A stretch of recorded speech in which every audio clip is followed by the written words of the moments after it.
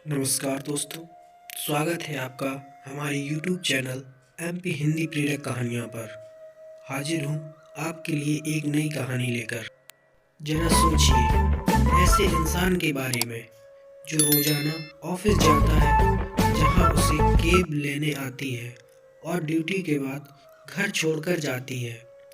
Office में आरामदायक कुर्सी, AC, कॉफ़ी सहित कई सुविधाएं हैं, लेकिन ये कहानी है ऐसे शख्स की जो रोजाना जमीन से हजारों फीट नीचे काम करने जाता है, जहां ऑक्सीजन लेवल कम होने के साथ चमड़ी को जला देने वाली गर्मी है, घुटन है और दहशत ऐसी कि जमीन कब धंस जाए पता ही नहीं। पूरी कहानी जानने के लिए सुने यह कहानी।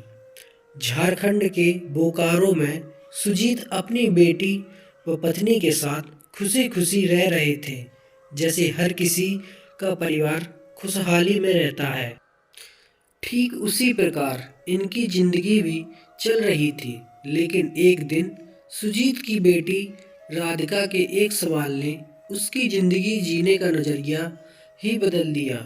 पास के स्कूल में राधिका 7वीं कक्षा में पढ़ती थी। अक्सर उसे कभी उसके पिता तो कभी उसकी माँ उसे स्कूल छोड़ने जाया करती थी। स्कूल जाते समय तो सब अच्छा रहता था, लेकिन छुट्टी के समय जब भी उसके पिता उसे लेने आते थे तो उसे जरा भी रास न आता था। राधिका के दोस्तों के माता पिता साफ सुथरे कपड़े पहनकर अपने बच्चों को लेने आते थे, जैसे हर आम आदमी आता है। राधिका अपने पिता से प्यार तो करती थी, लेकिन वो ये नहीं चाहती थी कि उसके पिता स्कूल की छुट्टी होने पर उसे लेने आए। हो भी क्यों ना, दिन में साफ सुथरे कपड़े पहनकर ड्यूटी जाने वाले सुजीत के कपड़े ड्यूटी के बाद इस कदर गंदे हो जाते थे कि बेटी नहीं चाहती थी कि वे छुट्टी के समय स्कूल आए। एक दिन छुट्टी के बाद सुजीत स्कूल की गेट के बाहर गंदे कपड़ों में अपनी प्यारी बिटिया का इंतजार कर रहे थे। राधिका अपने दोस्तों के साथ हंसते मुस्कुराते बाहर आ रही थी, लेकिन जैसे ही उसने अपने पिता को देखा तो गुस्से से उसका मुंह लाल हो गया। गुस्सा भी ऐसा कि पिता को देख उनके पास जाने की बजाय पैदल ही घर की ओर जाने लगी। पिता साइकिल लिए बेटी के पीछे चल दिए और कहने लगे, राधिका बैठो। नीरस मन से राधिका भी साइकिल के कैरियर पर बैठ गई और पिता चंद मिनटों में ही न जाने कितने ही सवाल पूछ बैठे। कैसा रहा आज का दिन, और स्कूल में मन लग भी रहा है या नहीं? चलो बताओ क्या खाना है, वही खरीद लेते हैं। इधर राधिका एकदम चुप, मानो उसे अपने पिता से बात ही नहीं करनी है। खैर घर आया और साइकिल से उतरते ही राधिका बैग फेंकते हुए और बड़बड़ाते हुए अपने कमरे में चली गई और रोने लगी। इधर उसकी माँ कमला ने ये सुना तो पीछे पीछे आई और पूछा, क्या हुआ राधिका? राधिका ने कहा, माँ तुम क्यों नहीं आती मुझे स्कूल लेने? माँ बोली, क्यों, तुम्हारे पापा उसी रास्ते से आते हैं, इसमें गलत क्या है? राधिका बोली, उनके कपड़े देखे हैं, सुबह तो सब ठीक, लेकिन शाम होते होते कितना गंदा हो जाता है। मेरे सभी दोस्तों के पापा साफ सुथरे कपड़े में आते हैं। कई बार तो मेरे दोस्त पापा को देखकर मेरा मजाक उड़ाते हैं। माँ तुम ही आया करो ना मुझे स्कूल लेने। कमला ने कहा, मेरी बिटिया रानी इससे परेशान है। अच्छा बेटा, तुम ही पापा को ये क्यों नहीं कह देती? कुछ दिनों के बाद राधिका पापा के पास गई और कहा, पापा मुझे आपकी एक चीज पसंद नहीं है। सुजीत बोले, क्यों, क्या नहीं पसंद? जरा बोल के तो देखो, तुम्हें खिलौने चाहिए क्या? राधिका ने कहा, नहीं पापा, मुझे आपके वो गंदे कपड़े नहीं पसंद।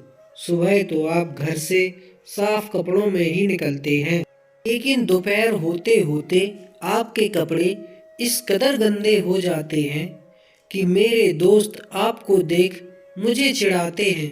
सुजीत बोले, अरे बिटिया, तो ये बात है, क्या कहूँ, मेरा काम ही कुछ ऐसा है। राधिका बोली, पापा आप ऐसा क्या करते हैं कि शाम होते होते आपके कपड़े गंदे हो जाते हैं। सुजीत, तुम्हारी उम्र बहुत छोटी है, मैंने सोचा थोड़ी और बड़ी हो जाओ तब बताऊंगा। लेकिन नहीं, अब बता ही देना चाहिए। बिटिया रानी, मैं किसी कॉरपोरेट ऑफिस में काम नहीं करता, बल्कि एक मजदूर हूँ जिसे रोजाना जमीन से हजारों फीट नीचे पाताल में जाना पड़ता है। पिछले दिनों तुमने अखबार में खबर पढ़ी थी ना, चाल धंसने से 70 लोगों की मौत। वो मेरे साथी ही थे। मैं खुशकिस्मत था क्योंकि मेरी सुबह की शिफ्ट थी। तुमको स्कूल से लेने जो आना था। राधिका की आंखों में आंसू थे। पापा, आप मेरे लिए इतनी मेहनत करते हैं, मैं कितनी गलत थी।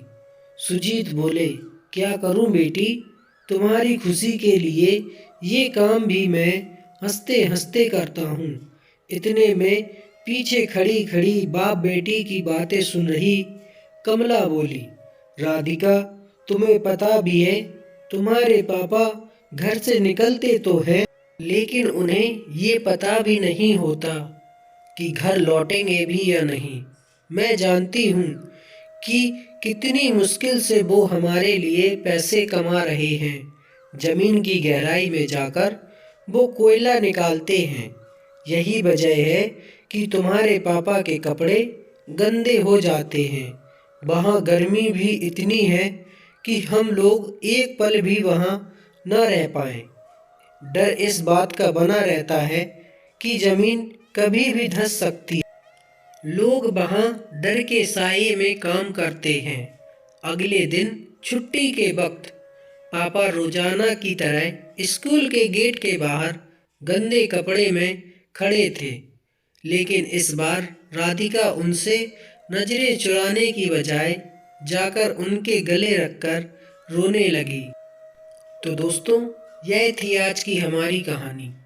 उम्मीद करता हूँ कि आपको यह कहानी पसंद आई होगी। आपका क्या कहना है इस कहानी के बारे में, कमेंट करके ज़रूर बताएं। वीडियो को लाइक शेयर कीजिए और चैनल पर नए हैं तो हमारे यूट्यूब चैनल एमपी हिंदी प्रेरक कहानियाँ को सब्सक्राइब करके घंटी को दबाकर ऑल पर सेट कर लीजिए, ताकि आने वाली नई कहानी आपको तुरंत मिल जाए। मुझे दीजिए इजाज़त, मिलते हैं एक नई कहानी लेकर। तब तक के लिए आपका धन्यवाद।